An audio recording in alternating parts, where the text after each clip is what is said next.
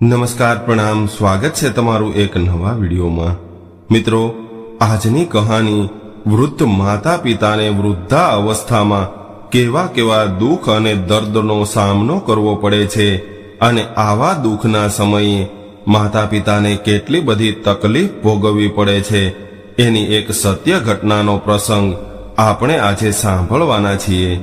એટલે તમને વિનંતી છે કે આ વિડીયો અંત સુધી ધ્યાનથી જોજો અને ધ્યાનથી સાંભળજો। તો ચાલો શરૂ કરીએ આજની કહાની।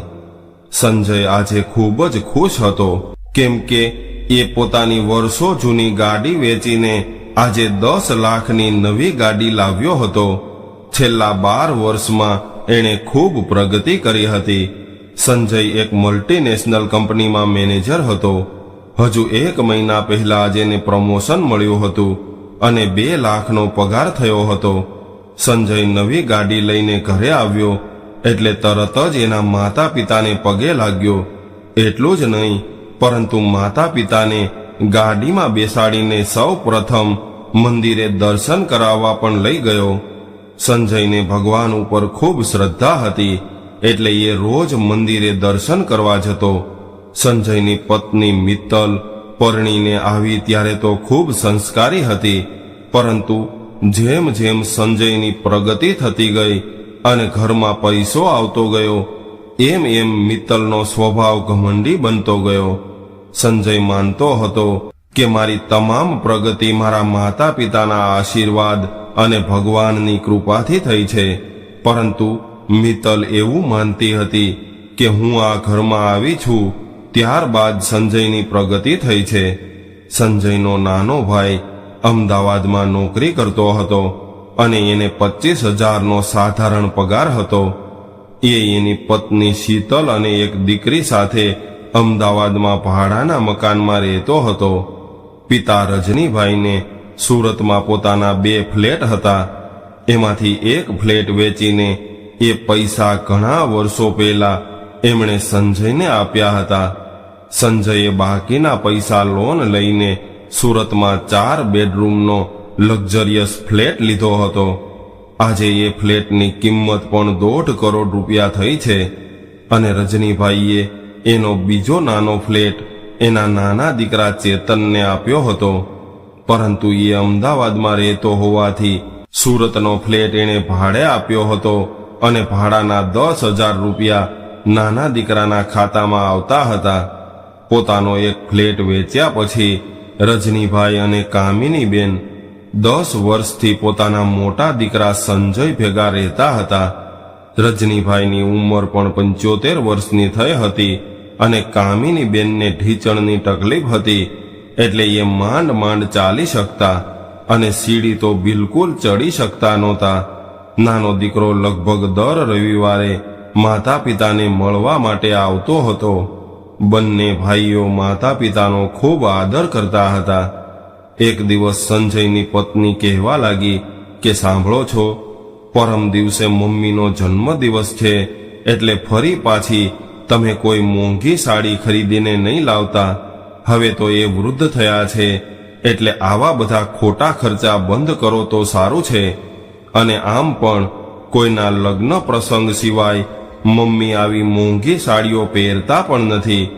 ત્યારે સંજય બેડ પર બેસીને લેપટોપ પર કામ કરી રહ્યો હતો, એટલે એ કહેવા લાગ્યો કે હું જ્યારે મમ્મીને સાડી આપું છું ત્યારે એના ચહેરા પર જે આનંદ હોય છે એ આનંદ તે ક્યારેય જોયો છે ખરો? અને આમ પણ મમ્મી હવે કેટલા વર્ષ જીવવાના છે? ત્યારે એની પત્ની કહેવા લાગી કે હવે એના સાડીઓ પહેરીને બહાર ફરવાના દિવસો પૂરા થયા છે। આખો દિવસ તો ઘરમાં ગાઉન પહેરીને બેઠા હોય છે। એના કબાટમાં તો નવી નવી સાડીઓ પડી પડી સડે છે। ત્યારે સંજય બોલ્યો કે ઈશ્વરની કૃપાથી આટલું બધું કમાઉં છું અને 12 મહિને એકાદ વાર 3-4 હજારની સાડી આપું છું, તો એમાં ખોટું શું છે? અને દર વર્ષે તારા જન્મ દિવસે તને પણ 1 લાખ રૂપિયાનો સોનાનો દાગીનો બનાવીને આપું છું, એ પણ લોકરમાં પડ્યા રહે છે। આવું સાંભળીને મિત્તલ કહેવા લાગી કે મને ખબર જ હતી કે તમે મને કોઈ ભેટ આપીને એકના એક દિવસ જરૂર સંભળાવી દેશો, એટલે સંજય બોલ્યો કે મિત્તલ, હું તને સંભળાવતો નથી, પરંતુ માએ કેટલી ગરીબીમાં એની યુવાની વિતાવી છે એ તને ખબર નથી, પરંતુ મને ખબર છે. એટલે એની ઢળતી ઉંમરે હું એને ખુશીઓ આપવાનો પ્રયાસ કરું છું, અને આમ પણ માને સાડી પહેરવાનો કેટલો બધો શોખ છે એ હું જાણું છું. આટલું કહેતા તો સંજય ભાવુક થઈ ગયો. પહેલાના જમાનામાં ફેરિયાઓ ઘરે ઘરે સાડીઓ વેચવા આવતા હતા, ત્યારે જ્યારે પણ ફેરિયો આવતો ત્યારે મા એને ઘરે બેસાડીને એની બધી જ સાડીઓ હાથમાં લઈ લઈને જોઈ લેતી, પરંતુ એની પાસે પૈસા નહોતા એટલે સસ્તી હોય એવી સાડી ખરીદતી હતી. અમે તો ત્યારે ખૂબ નાના હતા, પરંતુ અમે આ બધું જોયેલું છે. ત્યારે મિત્તલ મોઢું ચડાવીને પડખું ફરીને સૂઈ ગઈ. બીજા દિવસે મિત્તલ સંજયને કહેવા લાગી કે સંજય, મમ્મી પપ્પા છેલ્લા 10 વર્ષથી આપણા ઘરે રહે છે. મેં તમને કેટલી વાર કહ્યું છે કે ચેતનભાઈને પણ મમ્મી પપ્પાની સેવા કરવાનો લાભ આપવો જોઈએ, પરંતુ તમે તો મારી વાત સાંભળતા જ નથી. એટલે તમે એક કામ કરો, આવતા રવિવારે મમ્મી પપ્પાને એકાદ વર્ષ માટે ચેતનભાઈના ઘરે મૂકી આવો. આમ પણ 10 વર્ષથી આપણા એકના એક ઘરે રહીને એ લોકો કંટાળી ગયા હશે. ભલે એ બોલતા ન હોય, પણ એને પણ નાના દીકરાના ઘરે રહેવાનું મન થતું હશે. મિત્તલની આવી વાત સાંભળીને સંજય કહેવા લાગ્યો કે મિત્તલ, તું કેવી વાત કરી રહી છો? મારા મમ્મી પપ્પા તને ક્યાં નડે છે? એ લોકો આપણા ઘરે છે એટલે જ આપણા બંને બાળકોને એ સાચવે છે. ત્યારે મિત્તલ બોલી કે આખી જિંદગી મારે જ વેઠ કરવાની? એ લોકોની કોઈ જવાબદારી નથી? 2 માણસની વધારાની રસોઈ મારે જ કરવી પડે છે? એમની ઉંમરના કારણે મારે રોજ સવારે દાળ ભાત અને સાંજે ખીચડી બનાવવી પડે છે.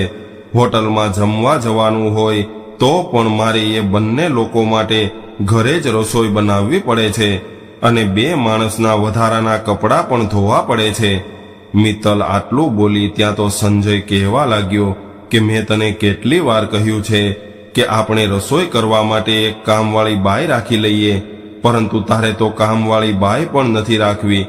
ઘરમાં વોશિંગ મશીન છે, છતાં પણ તને કપડાં તારવવામાં તકલીફ પડતી હોય તો એના માટે પણ કોઈ કામવાળી બાઈ રાખી લઈએ. જે બેન આપણા ઘરમાં કચરા પોતા કરવા આવે છે એને આપણે વધારાના પૈસા આપીએ તો એ પણ કપડાં તારવી નાખશે. અને મિત્તલ, હું જેટલા જોઈએ એટલા પૈસા ખર્ચો કરવા માટે તૈયાર છું, પરંતુ તને તો એ પણ મંજૂર નથી. અને રહી વાત મમ્મી પપ્પાની, તો હું એને અમદાવાદ કેવી રીતે લઈ જાઉં? કેમ કે ત્યાં ચેતનનો ફ્લેટ 3જા માળે છે અને મમ્મી તો 2 પગથિયા પણ ચડી નથી શકતા. પપ્પા પણ આ ઉંમરે રોજ 3 માળ કેવી રીતે ચડી શકશે? અને ચેતનનો ફ્લેટ માત્ર 1 રૂમ રસોડાનો છે, એમાં મમ્મી પપ્પાનો સમાવેશ કેવી રીતે થાય? અને ચેતનનો પગાર પણ 25,000 છે. આટલી આવકમાં એ આ બધું કેવી રીતે કરી શકશે?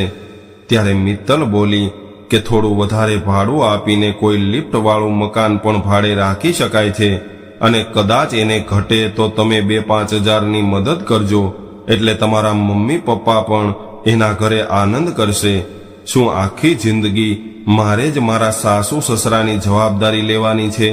આજે મિત્તલ લડવાના મૂડમાં હતી, એટલે એ કહેવા લાગી કે મારે હવે થોડા દિવસ મારી રીતે જીવવું છે. 24 કલાક મમ્મી પપ્પા મારી સામે ને સામે હોય એવી કેદ મારે નથી જોઈતી.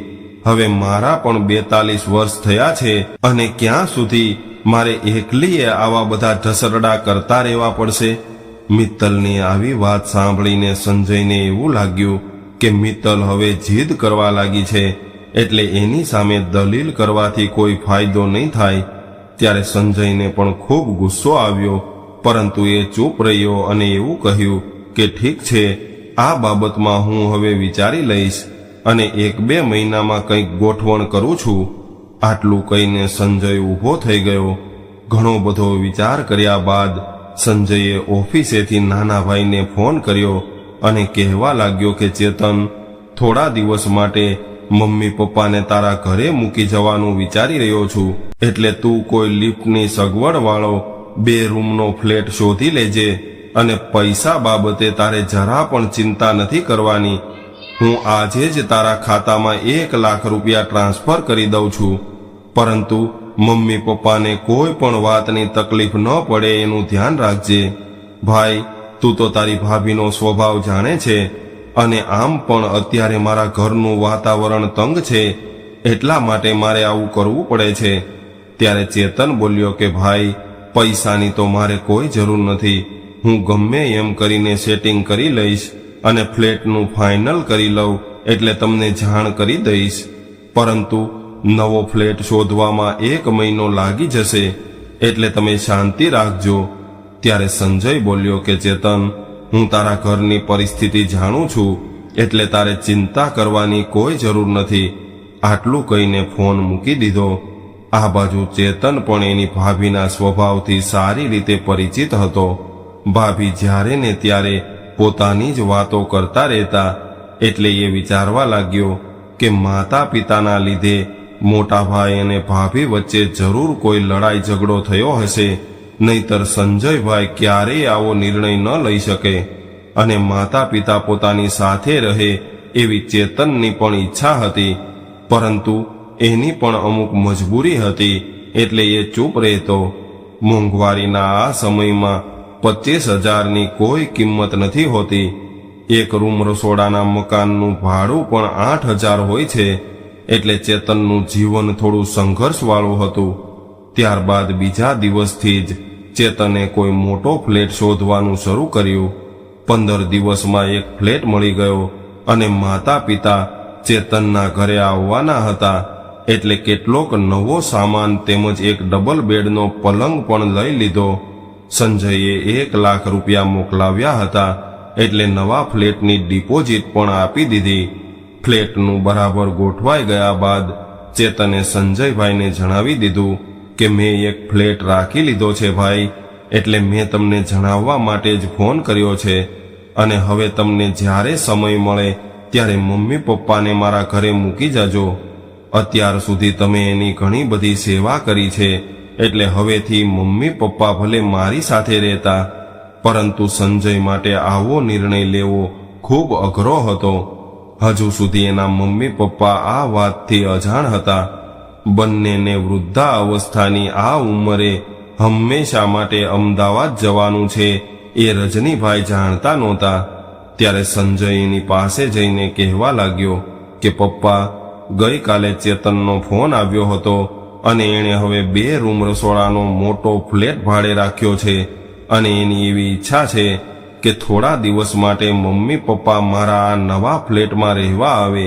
એટલે કાલે મને ખૂબ આગ્રહ કરીને કહેતો હતો.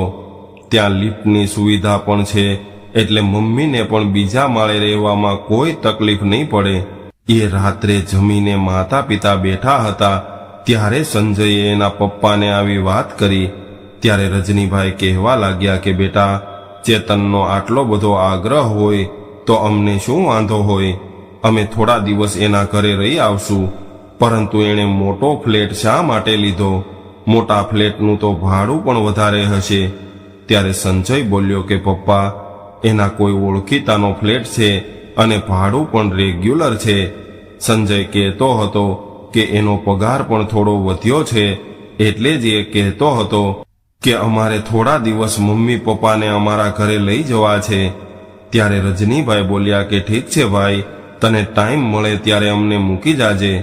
કામિની બેનને તો કંઈ બોલવા જેવું હતું નહીં. એ તો હંમેશા પતિના પગલે પગલે ચાલતા હતા. પતિનો નિર્ણય એ પોતાનો નિર્ણય.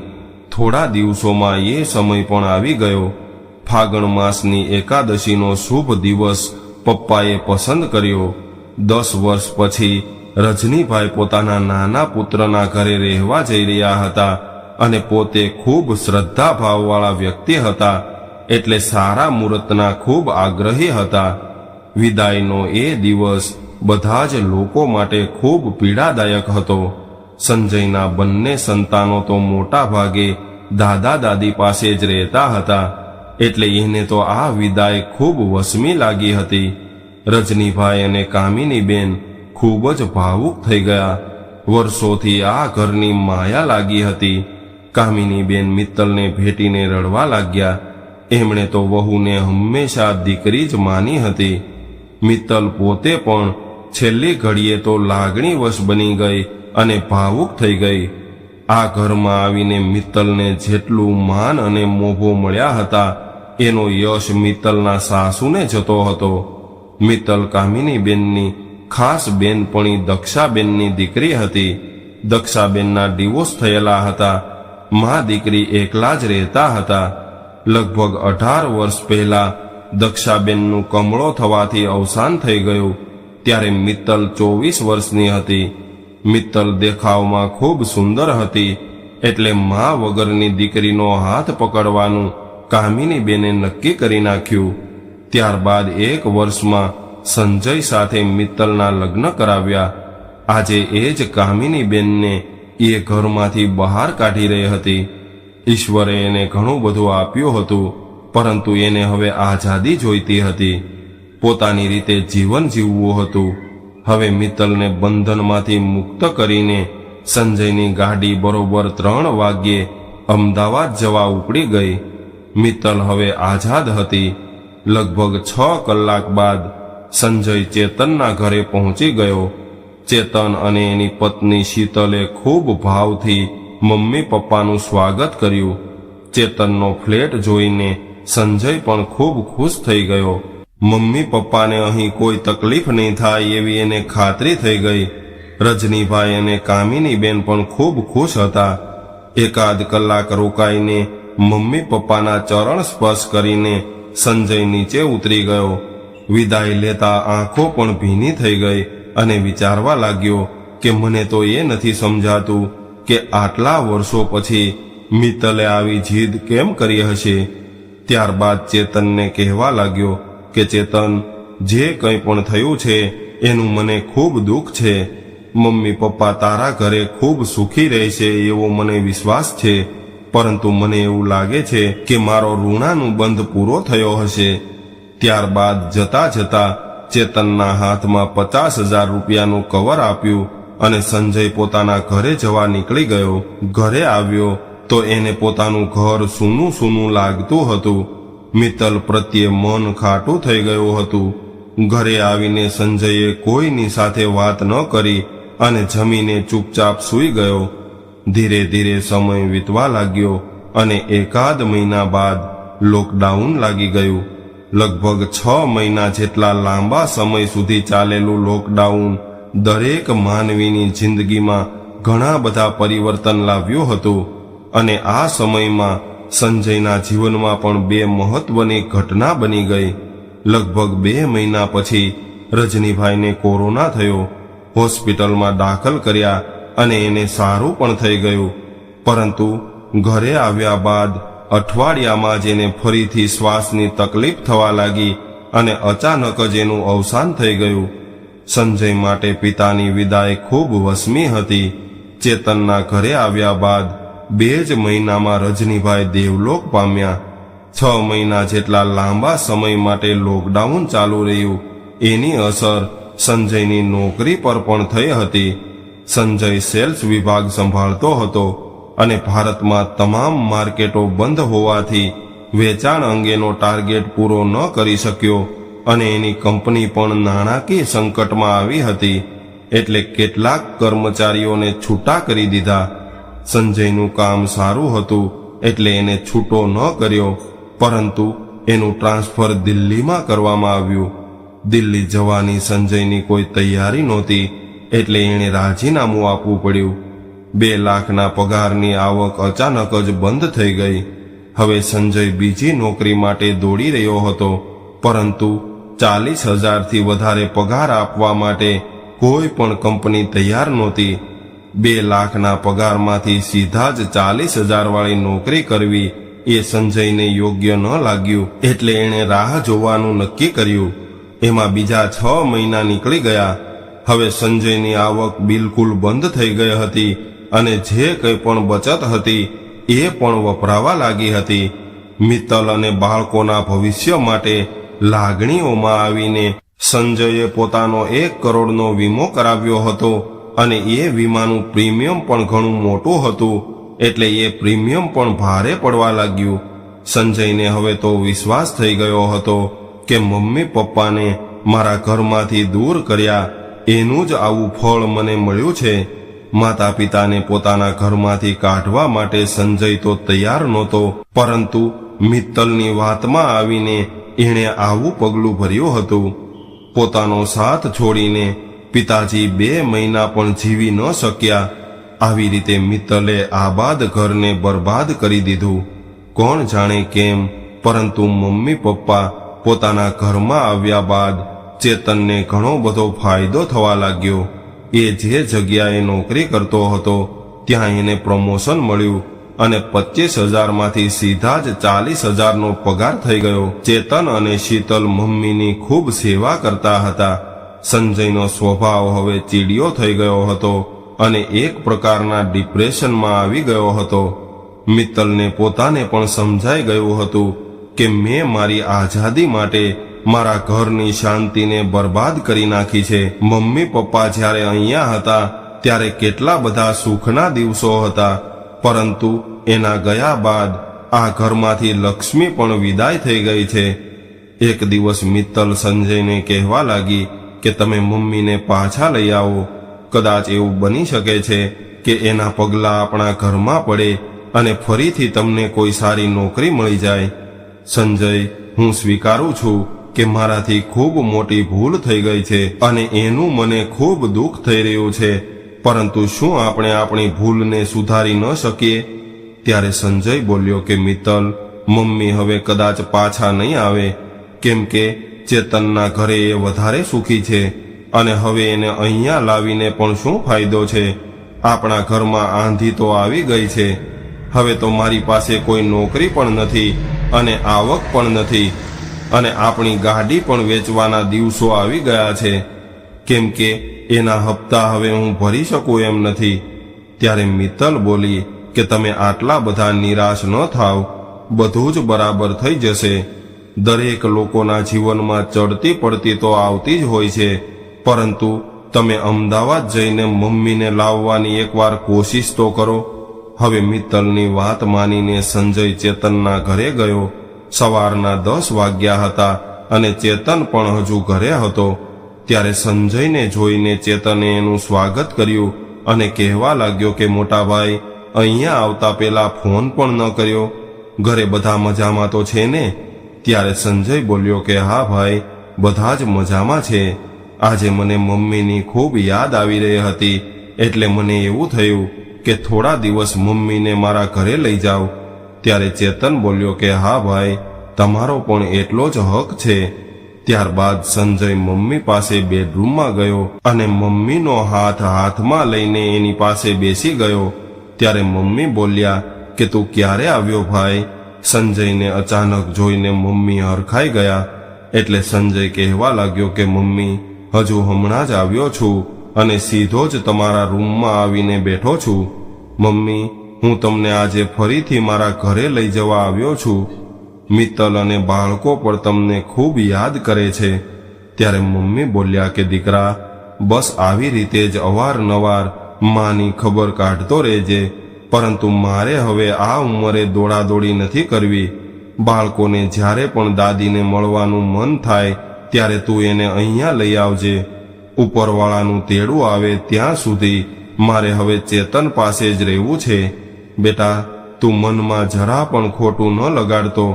તમે લોકોએ ખરેખર આટલા વર્ષો સુધી અમને ખૂબ સાચવ્યા છે. તે તો પાણી માગું ત્યાં દૂધ આપ્યું છે બેટા, પરંતુ દરેકનો એક સમય હોય છે. એ ઘરના ઋણાનું બંધ પૂરા થઈ ગયા. બેટા, તારા પપ્પા તો ખૂબ શ્રદ્ધા ભાવવાળા વ્યક્તિ હતા, એટલે એને તો ઘણી બધી બાબતોની અગમચેતી થઈ જતી. બેટા, તે અમને ચેતન પાસે અમદાવાદ જવાની વાત કરી એના અઠવાડિયા પહેલા જ તારા પપ્પાએ મને કહ્યું હતું કે આપણો આ ઘરનો ઋણાનું બંધ હવે પૂરો થઈ ગયો છે. ત્યારે તો હું કંઈ સમજી નહોતી, પરંતુ અઠવાડિયામાં જ તે અમને અમદાવાદ જવાની વાત કરી. ખૂબ મોટું દિલ રાખીને મા બાપ વગરની મિત્તલને આપણા ઘરમાં હું જ લાવી હતી, પરંતુ સમય જતાં મિત્તલનું દિલ સાંકડું થતું ગયું. ઘણી બધી વાતો છે બેટા, પણ મારે તને કંઈ નથી કહેવું. દરેકના ઘરમાં આવું જ ચાલતું હોય છે. તારા જીવનમાં વાવાઝોડું આવવાનું છે એની પણ તારા પપ્પાએ મને અહીંયા આવ્યા બાદ વાત કરી હતી, પણ તું ફરીથી બેઠો થઈ જઈશ એમ પણ કહ્યું હતું. દીકરા, મારા આશીર્વાદ હંમેશા તારી સાથે છે, એટલે તારે જરા પણ ચિંતા કરવાની કોઈ જરૂર નથી. ભગવાન ઉપર શ્રદ્ધા રાખજે, બધા જ સારાવાના થઈ જશે. આટલું કહીને કામિની બેને સંજયના માથા પર વાલથી હાથ ફેરવ્યો. માતાના આવા શબ્દો સંજયના હૃદયને હચમચાવી ગયા, એટલે એ માના ખોળામાં માથું મૂકીને એક નાના બાળકની જેમ રડવા લાગ્યો. ત્યારે મા એના બરડા પર પોતાનો મમતા ભર્યો હાથ ફેરવતા રહ્યા. એ સમયે તો નિશબ્દ વાતાવરણમાં વહાલનો દરિયો છલકાઈ ઉઠ્યો હતો.